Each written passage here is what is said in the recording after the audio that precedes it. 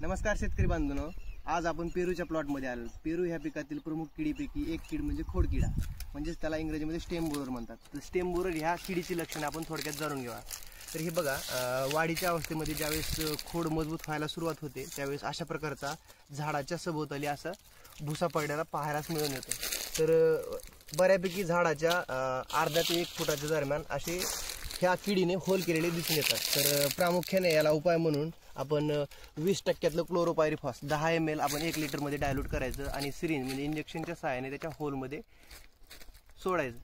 तर मित्रांनो, अशा प्रकारे हे क्लोरोपायरिफॉस 20% IL कंपनीचं जवळपास आपण घेतलेले आणि ह्या होलमध्ये असं इंजेक्ट करणार आहोत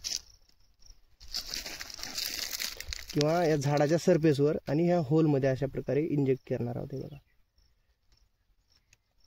आणि इंजेक्ट केल्याच्या नंतर थोडासा ओल असा चिखलाचा गोळा घेऊन ते छिद्र बुजून टाकायचं, जेणेकरून त्यामध्ये गॅस पॉयझन तयार होतो आणि मधली कीड आटोक्यात येते। धन्यवाद।